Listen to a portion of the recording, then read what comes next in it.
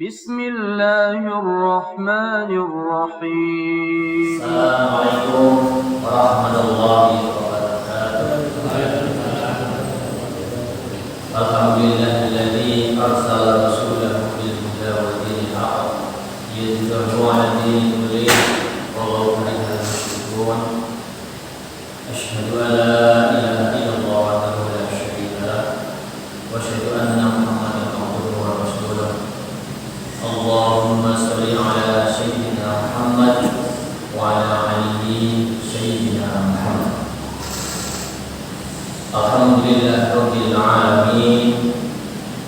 Segala puji yang tak ternilai yang selalu kita sampaikan pada junjungan kita Allah Subhanahu wa taala, sembahan kita yang menciptakan kita semua, yang memelihara kita semua dari mulai kita tidur sampai kita tidur lagi, tidak ada sedetik pun yang lepas dari pemeliharaan Allah Subhanahu wa taala, sehingga sangat pantas dan harus kita sebagai hamba Allah yang tidak punya daya apa-apa dikecuali mengucapkan alhamdulillahirabbil alamin atas segala nikmat yang Allah berikan kepada kita semua.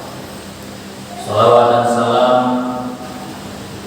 dengan penuh cinta selalu kita haturkan pada junjungan kita Nabi Muhammad sallallahu alaihi wasallam, manusia pilihan Allah yang bertugas mengantarkan kita semua menuju titik kebahagiaan di dunia wal akhirah, yang insya Allah apabila kita berpegang teguh pada apa yang dibawa oleh Rasulullah, baik apa yang tersurat dan tersirat dalam Al-Quran Al-Karim dan juga semua perilaku suatu hasanah perkataan Rasulullah, insya Allah tidak ada satupun yang dapat mencelakakan kita di dunia ini, apalagi nanti di yaumil akhir.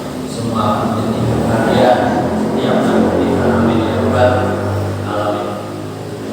Bapak Ibu rahimahullah yang kami hormati, para ulama, para ustaz-ustazah, guru, dan juga jamaah sekalian yang hadir di sini. Mudah-mudahan segala kehadiran kita Allah Subhanahu wa taala mencatatnya sebagai kebaikan bagi kita semua. Amin ya rabbal alamin. Bapak Ibu rahimahullah, pada kesempatan kali ini saya diberi amanah untuk menyampaikan sebuah kajian. Mungkin kalau kajian terlalu keren masa ya. Ya, sesuatu yang mudah-mudahan bermanfaat bagi saya dan juga semua terkait dengan suatu hal yang sangat dekat dengan kita, yaitu masalah makanan. Makanan adalah sesuatu yang kelihatannya sangat sepele, tapi kalau kita coba kaji dalam Al-Quran, dalam hadis Rasulullah, betapa Islam itu agama yang sangat, yang kafah, yang sempurna, yang meliputi semua dimensi kehidupan manusia. Jadi persoalan sangat besar, persoalan berbangsa dan bernegara, sangat persoalan yang kecil, semua diatur dengan indahnya, dengan teratur dan penuh dengan hikmah yang nantinya kalau kita berkaca pada itu, insya Allah kita akan terhindar dari berbagai hal yang dapat mencelakakan kita. Salah satunya adalah terkait dengan makanan. Bapak Ibu semua, ada suatu renungan barangkali yang perlu kita camkan pada kita sendiri, bahwa sesungguhnya kita itu diciptakan oleh Allah dengan begitu sempurnanya tubuh kita, dari mulai ujung rambut sampai ujung kaki, dan tidak ada satupun sampai dengan saat ini yang bisa menggantikan, bisa mereplikasi sama persis ketika tubuh kita mengalami kerusakan. Contoh misalnya seperti itu, ada enggak yang bisa menggantikan kulit kita 1 cm saja? Tidak ada. Yang ada cuma ganti secara sintetis, gitu kan? Apa itu? Tiruannya kan? Rambut kita misalnya 1 milih saja yang tidak bisa menggantikan kecuali sintetisnya. Jadi semua yang ada pada tubuh kita itu tidak ada satupun yang menggantikan di dunia ini, dan belum ada satupun yang mampu menggantikan. Itu berbicara masalah kulit 1 cm, rambut 1 cm. Belum kalau kita bicara tubuh manusia secara keseluruhan, dari mulai sistem pencernaan, sistem peredaran darah, sistem pernapasan, belum sistem saraf yang sangat complicated. Manusia sungguh tidak bisa satu-satunya. Yang bisa dilakukan manusia, dokter spesial pun yang bisa dilakukan hanya maintenance, memperbaiki. Itu pun juga ada batas tertentu, bahkan menyerah tidak bisa memperbaiki ketika pada titik tertentu memang sudah rusak sama sekali. Nah, atas dasar kesempurnaan itulah Allah berpesan pada kita jaga supaya tubuh kita yang sempurna ini kemudian tidak rusak oleh perilaku kita sendiri. Maka harus perilaku kita sendiri, karena memang Allah berkali-kali menyindir bahwa kita harus mengambil contoh ibrah bagaimana banyak sekali orang-orang yang berbuat fasad, kerusakan di muka bumi ini, baik dalam konteks lingkungan hidup maupun dalam konteks individual, merusak diri sendiri. Banyak sekali contoh perilakunya. Contoh misalnya oplosan. Kenapa kita namanya oplosan itu? Itu kan nggak bisa masuk nalar Bapak Ibu. Orang yang oplosan itu sangat nggak masuk nalar. Yang dimasukkan adalah racun semua dalam tubuh manusia. Kalau orang normal nggak mungkin. Tapi ini oplosan. Akhirnya dampaknya rusak semua organ tubuh yang mati. Yang familiar dengan kita adalah apa Bapak Ibu? Rokok misalnya. Betapa susah masuk akal gitu. Sudah bayar, gawe loro, tapi yo asik gitu. Terus dinikmati. Makanya Muhammad kan buat fatwa ya terkait rokok itu. Karena itu luar biasa sekali. Tubuh kita yang begitu sempurna, yang kita sendiri nggak bisa menciptakan 1 senti pun kulit atau rambut yang sederhana lah. Kuku satu nggak 1 mili lebih kecil dari mikron misalnya bisa direplikasi oleh manusia. Tapi dengan mudahnya manusia merusaknya. Nah, salah satu juga yang perlu kita lakukan adalah terkait dengan makanan. Gusti Allah itu memberikan kita di bumi ini sudah sangat komplit. Tubuh kita sempurna, alam raya ini juga sudah sangat lengkap. Dan salah satu yang bisa melangsungkan kehidupan kita secara sempurna adalah makanan. Makanan di sini termasuk juga minuman. Makanan pada termasuk minuman. Itu sunnah Allah. Namanya manusia kalau hidup dia harus makan dan minum. Rasulullah saja juga yang sudah makom yang luar sudah di atas manusia sesempurna manusia juga makan dan minum. Artinya bahwa makan dan minum itu sunnah Allah untuk melanjutkan kehidupan manusia. Dan manusia itu tidak ada satupun yang bisa menciptakan makanan, tidak ada. Enten Bapak Ibu yang bisa menciptakan makanan untuk sholat kan boleh. Dan itu Pak, singkong double goreng itu kan double makanan. Buat itu betul menciptakan makanan. Itu mengolah makanan. Dan itu Pak petani kan menumbuhkan padi, sayur, buah, lombok, kedelai, dan sapi turunnya. Boten. Petani hanya membudidayakan tanaman, tapi tidak bisa menciptakan tanaman. Tidak ada satupun makhluk ini yang bisa menciptakan makanan, baik makanan yang berasal dari tumbuhan maupun makanan yang berasal dari hewan. Termasuk air putih. Enten ikan bisa menciptakan air. Air itu apa H2O ya maksudnya. Yang bisa di saat lautan hanya mencampur-campurkan jadinya tidak ada satu. Karena itu sesungguhnya sudah menjadi kewajiban kita bahwa kita harus menjaga tubuh kita dan bersyukur atas makanan yang kita nikmati sehari-hari. Makanya kan dalam, sangat dalam sekali. Mengapa sih kalau kita makan harus baca bismillah, Bismillahirrahmanirrahim, minimal itu gitu. Atau kemudian berdoa Allahumma barik fima razaqtana. Itu berarti pelajaran anak TK. Sepele juga gitu. Tetapi kalau kita memaknai lebih dalam hati yang paling dalam, maknanya luar biasa.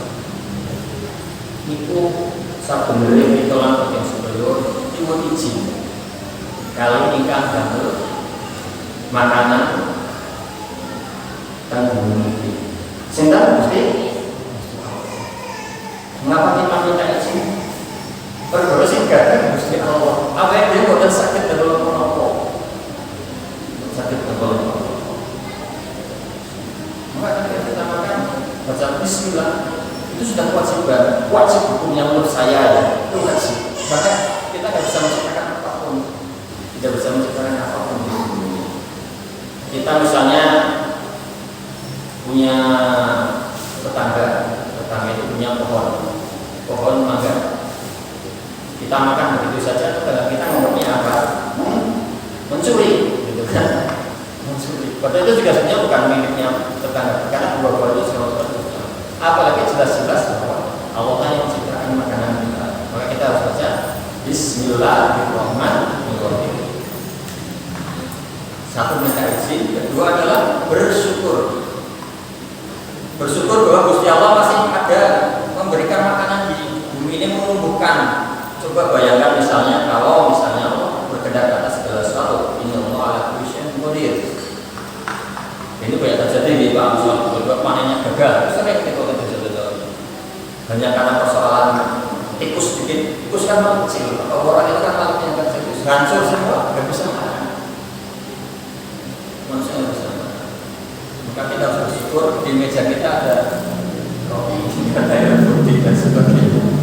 Itu banyak tertinggal. Unsurnya macam-macam dan semua sudah Allah. Roti misalnya ada gandum Allah yang menciptakan, gula dari tebu Allah yang menciptakan. Apalagi semuanya Allah yang menciptakan. Maka kita harus bersyukur atas itu semua. Terus yang ketiga, sadar betul bahwa tubuh kita itu makhluk yang sangat lemah. Mengapa lemah? Kalau kita tidak makan kita bisa mati. Berarti manusia setinggi apapun derajatnya, jenderal, presiden, konglomerat, sugih bergudu kayak Elon Musk misalnya, Elon Musk itu di luar negeri, begitu itu angkatnya rakyat kok, saya sugih. Ini kurang apa kok dibandingkan roti sakit ini bapak ibu. Kalau kalian di nomornya kamangan, Elon Musk yang mati. Jadi kita itu sebenarnya nggak boleh sombong sama sekali, karena sekuat-kuatnya kita ternyata kita hanya tergantung pada satu butir nasi ternyata yang diciptakan Gusti Allah.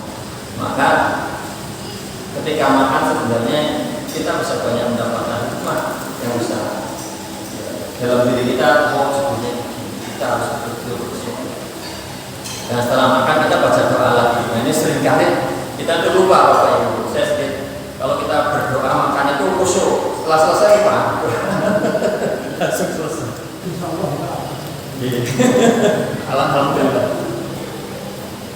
Jadi itu sebagai pengantar terhadap mengapa kita perlu bicara masalah makanan. Banyak lihat saja. Termasuk berdoa ini. Saya tuh heran Bapak Ibu. Saya seringkali melihat. Saya juga pernah coba itu.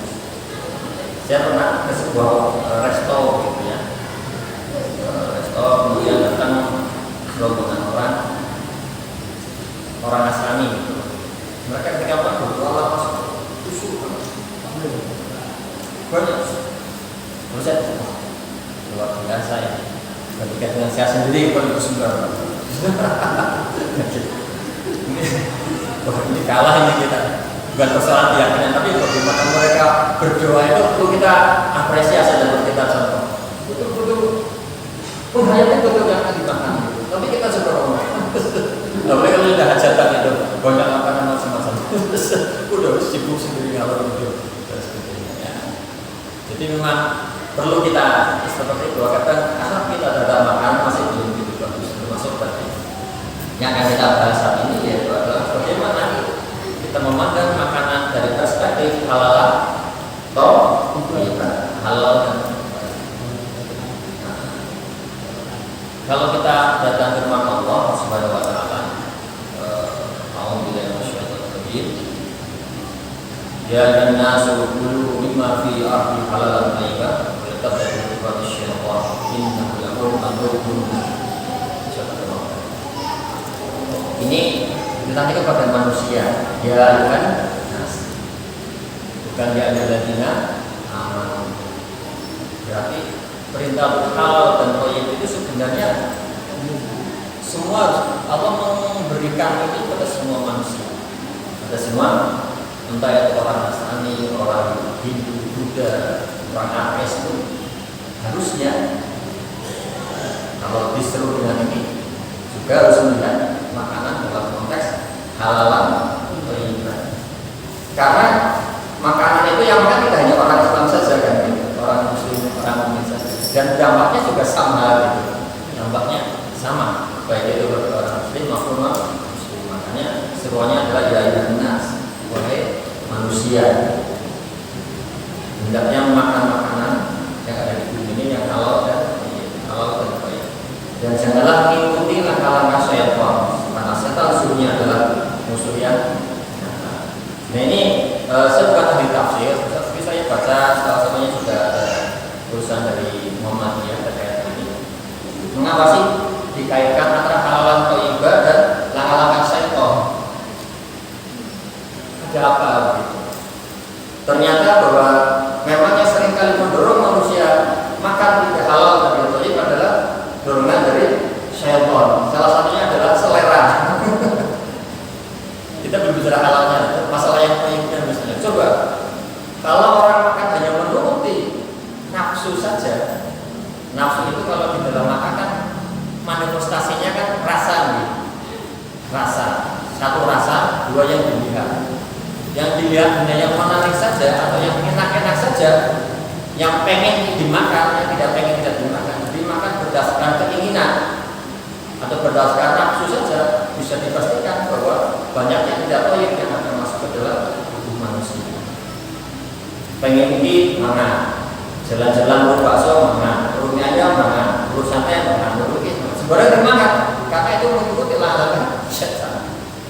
Nah setan juga masuk ternyata pasti juga dalam persoalan makanan. Makanya tidak begitu. Ternyata ada kaitannya, maksudnya tidak. Nah, saya tidak akan bicara masalah mana sih makanan yang halal, mana sih makanan yang haram. Yakin ibu semua sudah sama paham itu. Karena background saya itu saya kenalkan sedikit. Saya itu aktif di lembaga pembinaan agama di Jawa Tengah. Saya ketuanya dan salah satu concern kita adalah di soal produk makanan. Salah satunya adalah halalan dan thayyiban itu. Jadi persoalannya adalah ketika kita sudah sadar ingin mengkonsumsi makanan yang halal, sadar nih, bismillah bahwa saya akan makanan yang halal saja, tidak akan makanan yang haram. Ini halal dalam pengertian zatiahnya ya, bukan halal dalam pengertian mencarinya, tidak halal bukan itu, tapi halal dalam pengertian wujud makannya yang sama. Ketika kita sudah sadar seperti itu, pertanyaannya adalah benarkah makanan yang kita makan sudah halal? Yakinkah ini halal? Apa kita yakin kalau ini halal? Nah, salah satunya adalah itu. Coba kita urai satu persatu unsur-unsurnya. Di sini ada gandum, ada minyak, kemudian ada gula, ada margarin, ada lemak. Ya. Kalau minimal itu. Persoalannya adalah apakah kemudian unsur-unsur yang digunakan itu halal atau tidak? Karena memang kalau berdasarkan nasnya sudah jelas sebenarnya mana sih yang halal dan haram. Tapi ketika sudah berwujud makanan itu jadi tidak jelas. Contoh adalah yang sangat terkenal dalam dunia haraman adalah apa bu? Bapak? Babi. Nah, babi itu wujudnya babi. Kalau kita sudah babi tahu ya babi itu haram jelas, enggak Tapi ketika itu sudah menjadi produk-produk olahan turunan-turunan, kita kadang nggak bisa membedakan. Dari karena babi itu luar biasa babi itu. Walaupun itu haram, tapi semua komponen dalam babi itu kanggo kabeh. Dan kualitasnya nomor satu ketika digunakan. Maksudnya kualitasnya bagus gitu, banyak yang pakai. Dari mulai kulit, dari mulai daging sudah sangat lama, dari mulai kulit, ususnya, darahnya, lemaknya, rambutnya, semuanya, everything, semuanya babi digunakan. Sampai pada zat-zat yang ultra, emulsi untuk dalam proses produksi. Jadi dia tidak digunakan untuk bahannya, tidak digunakan dalam produk makanannya, tapi untuk proses produksinya.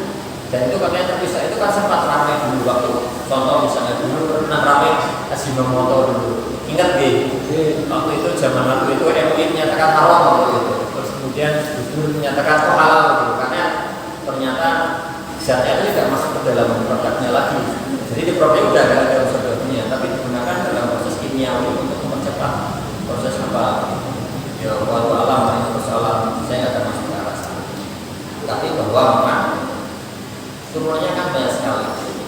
Nah, kalau itu sudah wujudnya dalam bentuk makanan, maka kita tidak bisa membedakan.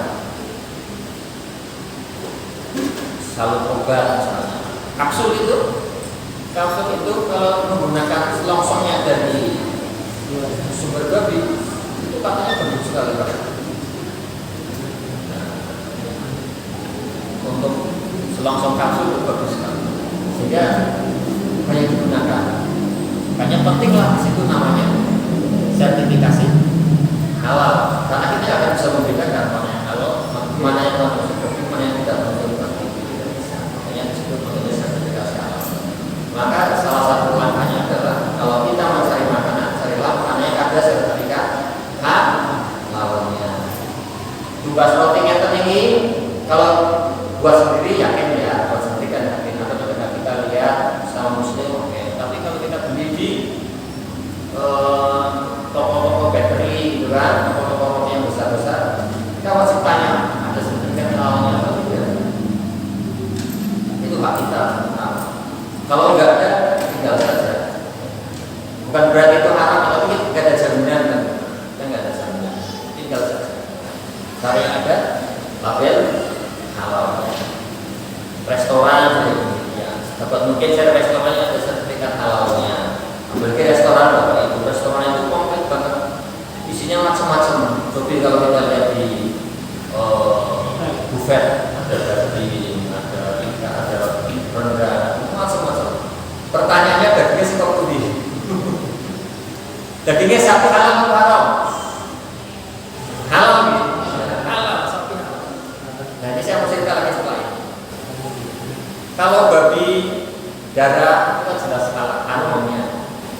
Tapi yang juga harus kita waspadai adalah makanan halal yang menjadi haram karena salah penanganan. Nopo sakit mas, sakit sampai nopo penyembelihan. Titik yang seringkali kemudian umat Islam, konsumen Muslim terkelabui dalam hal ini. Ketika produk-produk hewan yang halal kemudian salah dalam penanganan menjadi haram tanpa kita sadari. Yang paling gampang, yang paling dekat adalah proses penyembelihan. Itu sangat vital dan tegas sekali. Rasulullah banyak sekali hadis-hadis yang menyatakan tentang bagaimana hewan yang halal itu menjadi haram ketika salah dalam proses penyembelihan. Majelis Ulama Indonesia sendiri mengeluarkan fatwa khusus terkait penyembelihan yang halal. Ini sapi, apa lagi? Kambing, terus sekarang apa? Nek sapi itu sing paling rawan itu adalah sapi gelembungan. Sapi gelembungan apa semacam itu. Jadi saya dari ini disuntik pakai air warna supaya gelembung, kemudian baru dipotong. Ini hukumnya apa? Yang itu sudah berapa? Tahun 2014 saya ke Mantau banyak itu Semarang itu bertonton Bapak, sampai berbulan masuk ke kota Semarang, asalnya dari Boyolali dan Solo itu. Karena di sana itu banyak ini rumah-rumah yang dijadikan tempat pemotongan hewan banyak banget di daerah Boyolali dan Solo. Itu kalau di Semarang namanya pasar peterongan. Jam 1 malam atau 2 malam, nah dari pasar peterongan itu kemudian sebenarnya berbagai macam pasar sampai warung sampai itu banyak juga. Sekarang masih banyak, cuma nggak sebanyak. Itu haram hukumnya, karena proses penyembelihannya sudah tidak syar'i. Banyak yang sudah kondisinya sudah mau mati terus, dan kemudian juga mulai proses penyiksaan, itulah penyiksaan.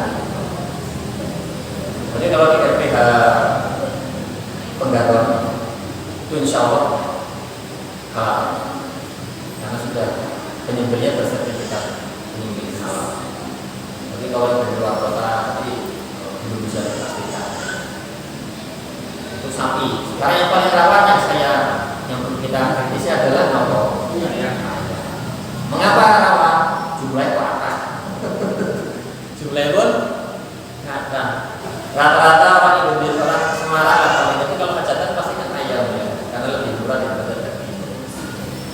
Orang juga mana sekarang ada ayam penyet, ayam crispy, ayam macam-macam. Pertanyaannya adalah apakah ayam-ayam itu disembelih dengan cara seperti itu? Nah,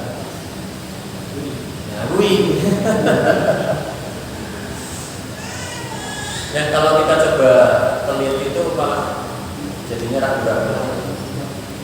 Kita pernah survei sendiri bahwa itu beberapa pemotongan ayam. Jadi salah satu yang paling rawan adalah tidak terpotongnya urat leher dengan baik. Memang ada beberapa fatwa. Kalau Imam Syafi'i itu asal terpotong urat makan dan urat nafas saja itu sudah halal. Itu Imam Syafi'i. Tapi imam yang lain harus 4. Jadi urat nafas, urat makan, dan 2 urat pembuluh darah potong. Jadi ada 4 urat terpotong semua baru halal. Kalau fatwa MUI tentang penyembelihan halal harus dipotong 4-4-nya.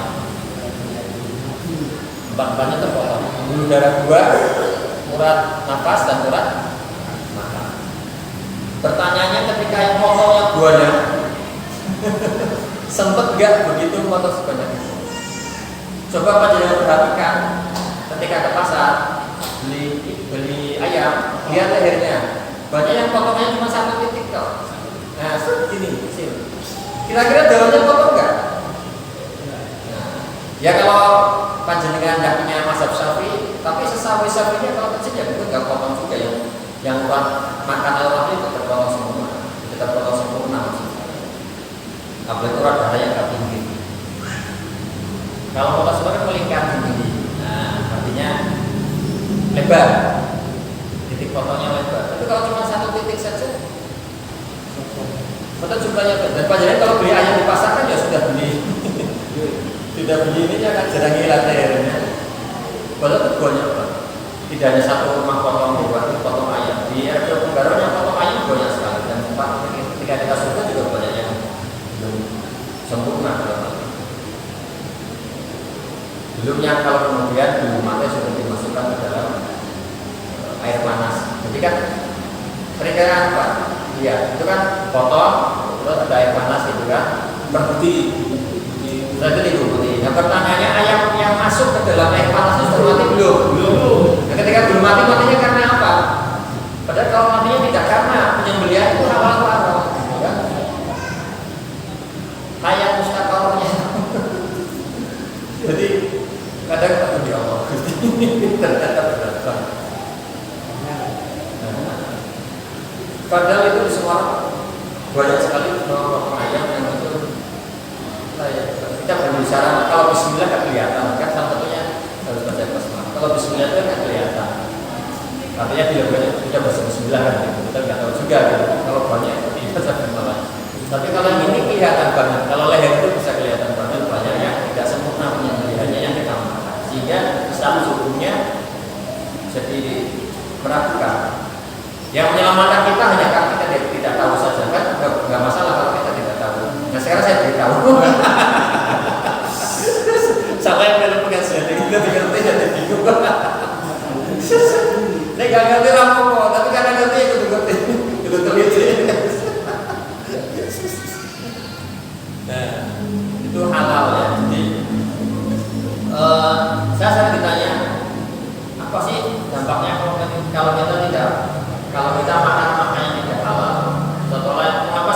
diharamkan gitu ya. Ini pertanyaan yang menjebak Bapak Ibu. Pertanyaan yang menjebak. Karena kalau kita bilang oh babi itu mengandung ini, kemudian banyak begitu tubuh manusia, nanti dibalik gitu. Kalau kemudian kita bisa mengolah dengan baik, kemudian jadi produk yang aman, berarti halal dong. Maka kalau saya bertanya, mengapa babi halal? Karena babi halal, karena Allah mengharamkan babi dan kita harus tunduk pada Allah. Selesai. Itu selesai. Tidak perlu kita menjawab yang macam-macam itu. Itu hikmahnya mungkin begitu. Tapi nanti akan timbul itu orang-orang yang kadang neko-neko ini itu Pak. Maka ketika dijawab begitu sudah termasuk mengapa sih harus dialirkan darahnya dengan disembelih di kotak orang darahnya.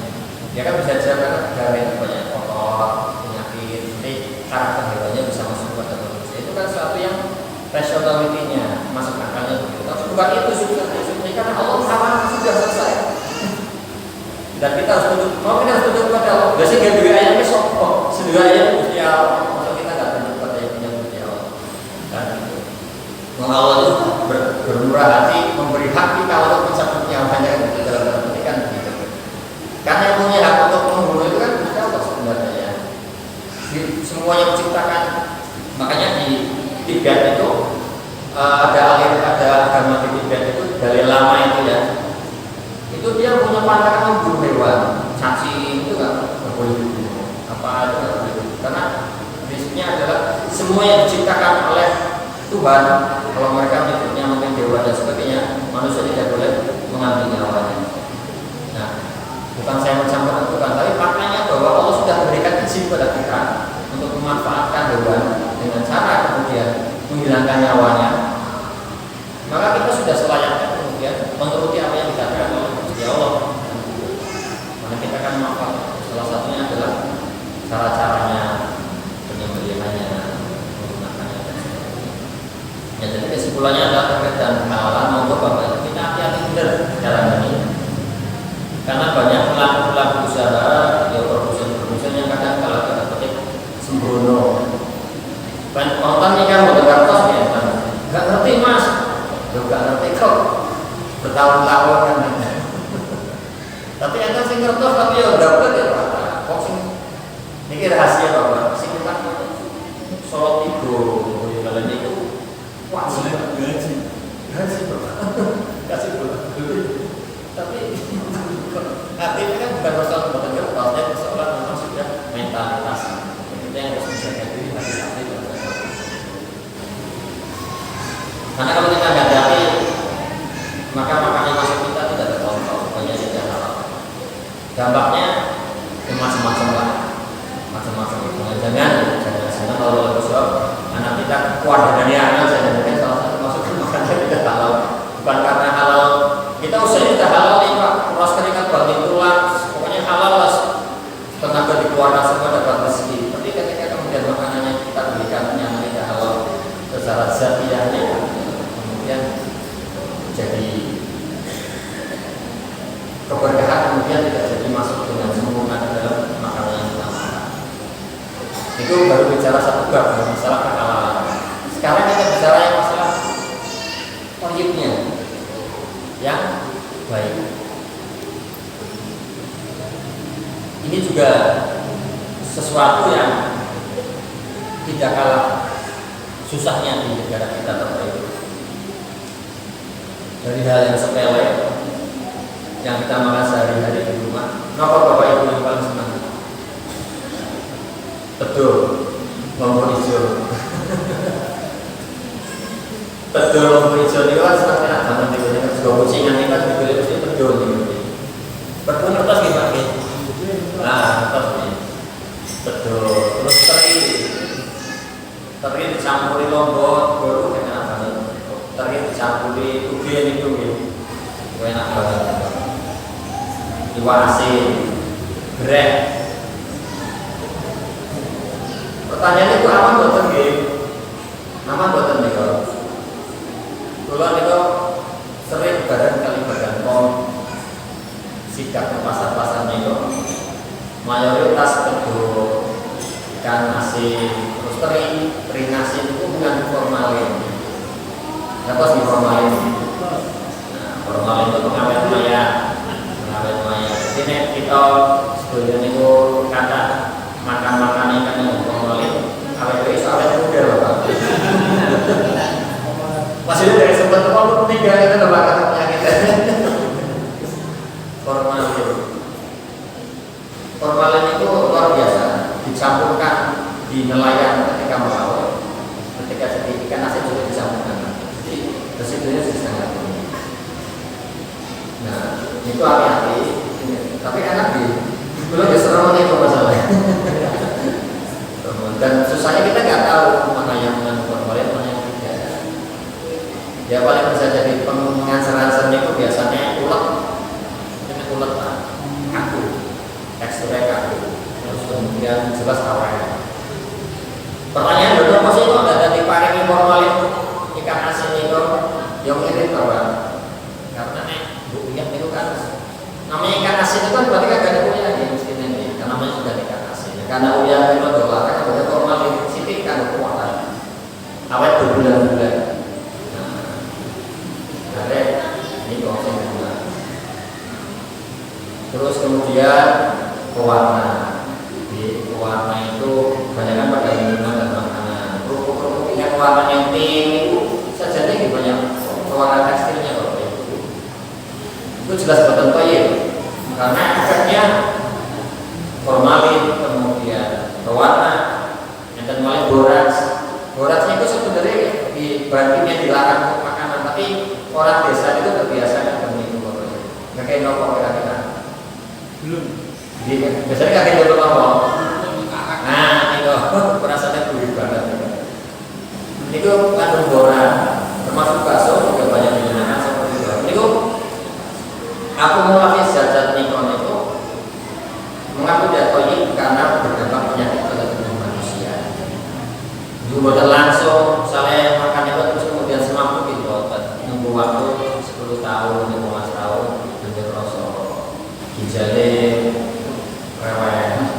Nek motor tidak mesin era bisa ada turun mesin di gantos si nanya ginjal turun gantos ya. Nanti terus kanker tumor gitu biasanya banyak kanker konsumsi karena konsumsi manusia banyak tidak baik. Gula, manis. Makanan sekarang cenderung manis. Kemudian saat ini jam normal makanannya macam-macam. Kemudian saya kecil itu makanan yang paling jelas jaga apa boleh makan tradisional nih Pak. Saat ini macam-macam. Enten boba, enten apa boleh? Wes wadah jenenge jenis awet era kenal gas. Jantung saya ditawari jenengan kalau jarang melirik tinggal. Beda saya sangat melirik. Boleh sih kono-kono. Padahal itu nggak baik buat tubuh kita. Makanya jangan heran karena itu diabetes itu semakin muda penderitanya. Stroke semakin muda juga penderita. Kemudian diabetes ginjal, hati, saya nom penderitanya kok. Jadi bukan perlu diusut-usut macam-macam, stroke, kemudian diabetes, macam-macam. Salah satu sebabnya secara sunatullah karena makanan yang masuk ke dalam tubuhnya sudah makanannya kan, tidak baik. Mengapa? Lagi-lagi karena mengikuti langkah-langkahnya. Langkah-langkahnya saya. Nafsu, pengen, karena pengen. Bahkan puasa pun katanya orang puasa katanya setannya diikat di kerangkeng. Itu nih bukulnya boleh makanan bukan semacam menurut keinginan waktu ini makan ini pukul. Padahal untuk di meja makan ketika buka itu aman semua. Nah itu menurut keinginan langkah-langkah setan. Nah itu menegakkan makanan halal tadi. Oh itu pada saat ini itu berat. Butuh istiqomah dan butuh jihad luar biasa butuh jihad. Saya pernah ikut TU dengan MUI di Semarang ini Pak. Jadi Pemkot Semarang itu jenis saya Pak pengen punya program bagaimana agar Simpang 5 itu Pujaseranya itu jadi halal format, jadi pojok halal, jadi wisata halal. Jadi mereka rencananya akan dapat sertifikat halal semua, warung-warung makan. Biayanya dari pemerintah semua. Nah kita akan survei riset di sana, ternyata tidak ada yang layak untuk dapat sertifikat halal. MUI nggak berani membeli sertifikat halal. Sebabnya apa itu? Karena salah satunya adalah sumber dagingnya tidak jelas. Sumber salah satu makanan yang biasanya nggak jelas. Karena MUI itu kalau membuat sertifikat halal itu modelnya penelusuran. Sampean betulan makanan dari daging, dagingnya turunnya terbudi, terjual, jual sumbernya sekobudi, Boyolali, Boyolali ini yang boleh. Nah, mau kalau situ Boyolali modelnya berbunyi. Sumbernya sekobudi, supaya pegaron, masalahnya kalau seperti itu, jadikan halal. Jadi itu kendalanya. Mengapa kemudian banyak tidak muncul sertifikat halal? Karena penelusuran itu harus jelas. Gitu. Sumbernya dari mana? Nah sekarang yang repot lagi adalah kerupuk rambak. Remeng Pak, rambak gitu. Nah, rambak asal saya kulit sapi. Kira-kira rambak kalau berasal dari sapi yang punya tidak halal, rambaknya jadi halal atau haram? Dari haram kan? Nah, saya kira rambak itu kan juga gak jelas sumbernya. Nah, jual satu untuk sekondi. Sapi sapinya beletet tidak setok.